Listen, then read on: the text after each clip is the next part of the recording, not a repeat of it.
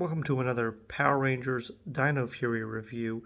Today's episode, we're going to be discussing Season 1, Episode 4, entitled New Recruits, and giving a monster rating for the Monster of the Week, Ragnarok. Before we get into the review, please give the video a thumbs up, and of course, subscribe to the channel. Both things do a lot to help us out. With that being said, let's get right into it. And I really enjoyed a lot of this episode. I think that subsequently, each episode has been getting better and better. And I'll hit on one really part of this episode that I really enjoyed. But overall, the storyline today or on this week is Void Knight has built a robot entitled Boomtower, who you've probably seen. I think he's been in a lot of the promotional material, and we've known about him for quite some time. I believe he also is one of the few people I've seen on the villain side that I believe has an action figure or some kind of toys out. And he's building him, and basically the plan is we need to get I believe it's called the Nephrite Orb, and if we get that installed into Boomtower, he'll basically be unstoppable.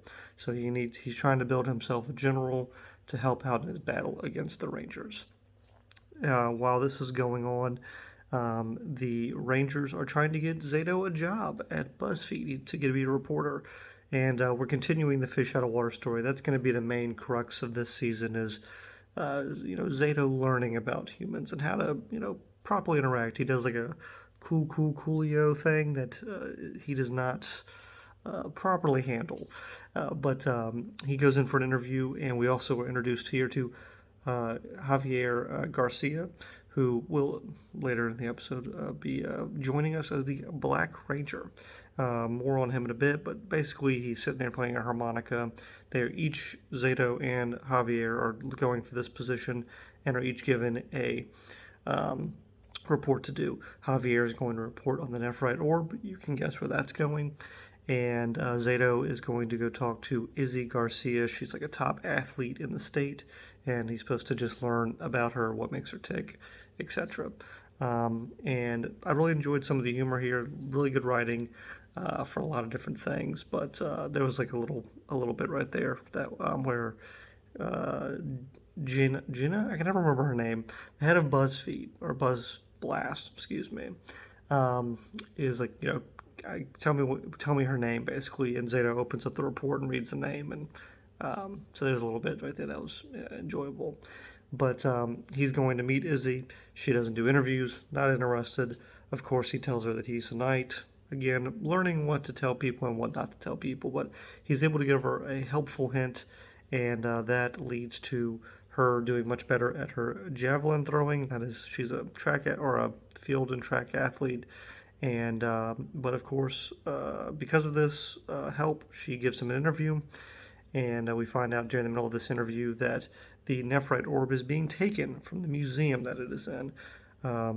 Basically, all the bad guys, which is Mucus, Boomtower, and Ragnarok, who they make fun of his name throughout the episode. They treat him with zero respect, all showing up to get this orb. Once they get it, they're on their way out, and of course the Power Rangers show up. They have a fight. It's a pretty good fight. Ragnarok has some, I can't believe it's here or later, but he's got some teleportation powers and some fire breathing because he's a dragon.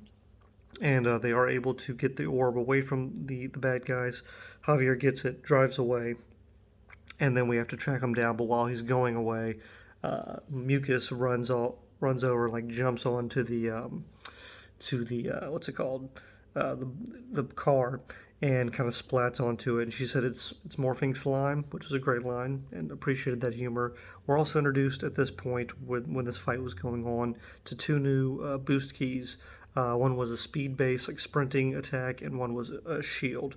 So I don't remember the exact running total where we are with the boost keys, but two more have been introduced, and I'll probably do a video on all of the boost keys later into the season once we have a better idea of what all we're dealing with here, as far as best ones, least favorite ones, etc.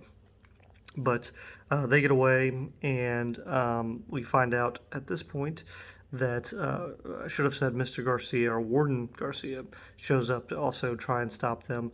Uh, the Rangers help him, and we find out that he is the father of Izzy and Javier. So they are brother and sister, and the Warden is their dad. Izzy tells them, the Rangers, that Javier wants to play music when he gets older, or when he as a job. We find this out earlier that he wanted to buy a what's the name of it? It's one of the keyboard pianos. I can't remember what the name of it is, but or keyboard guitars that he wanted to buy, and she says there's a spot where he goes to play music that his dad, her dad, doesn't know about, and she's going to lead him there because she thinks that's where he'll be at. He is there, and the Rangers show up. Of course, the bad guys show up as well. They have a great fight where the future Black and Green Ranger, as of in a few moments, take the orb, and Javier destroys it, unleashing the Dino keys for both Black and Blue or Green Ranger. They immediately morph, and they have one of the best fights I've seen in a long time in Power Rangers. It was excellent.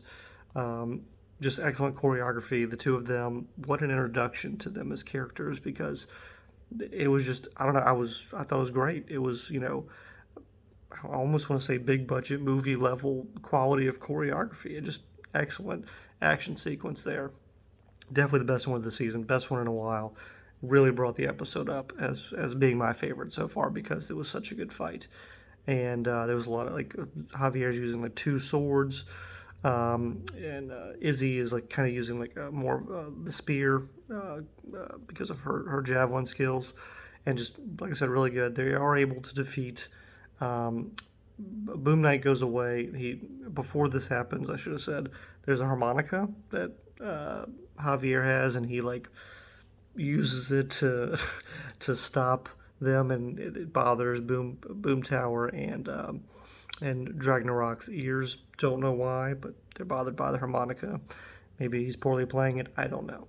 But they are when they go away. Ragnarok goes big, and we have our Zoid fight, which was an excellent Zoid fight. This Megazord is just so agile and so, I don't know, it's just so crisp. It's like adding an additional like Ranger fight, because normally they're very blocky and there's just not a lot going on. But this Megazord is excellent as far as the way they're able to do just a lot of great martial arts with it. So really enjoyed that Zord fight. It was weird, I guess, in universe that the Green and Black Ranger were able to automatically go into the Megazord even though they don't have their Zords attached yet. And that they automatically learned more quickly than the other two Rangers, who had to have an episode focused on training. So that was a little weird. But overall, I did enjoy the episode a lot. And like I said, I thought the humor was a little bit better. They had a couple episodes with J-Borg, or moments with J-Borg. They did like the Anchorman bit, I guess, where she has to read everything off the teleprompter, and a bunch of gobbledygook ends up being written down, and she does that, and they did like a shock bit where she gets shocked, and of course she's a robot. But I thought the humor in this episode was much better than weeks past, or maybe I'm just adapting to what this season is. But I really enjoyed it, and again, that fight scene was excellent. Was really, really good. So overall, a really good episode. Excited to see what we're going to be doing with these new Rangers. I think overall they're already my favorites. The one big moment that I'm sure a lot of people are going to be talking about, that I'd be remiss to mention, there was some debate about whether the Green Ranger was going to have a skirt or not, because in the Sentai is a boy Ranger, and then a boy is playing as the Ranger, but obviously they're bringing it over as a girl now. And there was like one camera shot where they had a skirt in it, and so people were freaking out before the show came out, like, oh my god, what are they going to do, or how are they going to do this? Is it going to be different? And Izzy, who was an athlete and had a great moment, she just ripped the skirt off because it showed up with one and said, skirts aren't really my thing. And so I thought that was a really, really cool moment. But what is the monster rating? What is the monster rating of the week? That is what we're all here for, of course. Ragnarok. Yes, I think that's how you say it. But again, they make fun of it throughout the whole episode. The 5 things I look at when I'm looking at a monster, it is look, powers, plan, success, and voice. It's on a 1 through 5 scale. And we'll go ahead and start with, I guess, of course, 5 being the best. So look, I gave it a 2. It's a dragon. There's not much to it. I like my monsters a little bit more human qualities. I think that's going to be a lot in this season. It seems like they're going to be much more of a animal beast, and I know they're Sporix beast, but I don't know. I like a little bit more human qualities to my monsters, or a little bit more of originality. It was a dragon, so 2 for look. For the powers, I gave it a 3, which is pretty much an average rating. Had teleportation, had the tail that it used as like a whip, and it obviously it's a dragon, so breathe fire. So a good set of moves there. For the plan, I gave it a 2.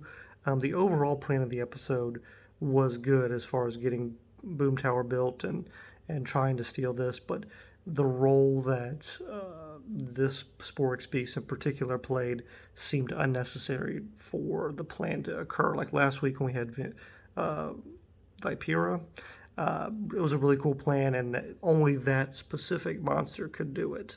And so I appreciate that when we have a specific episode where only that monster can accomplish the goal. So 2 for plan.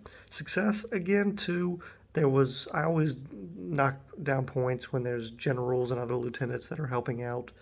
And so the fact that he wasn't alone taking on the Rangers, and he didn't really do a lot. Again, he wasn't really necessary. He did fight the Megazord in a really good fight, so he wasn't at least defeated early on. But so I gave him a 2 for success. And voice, a 4.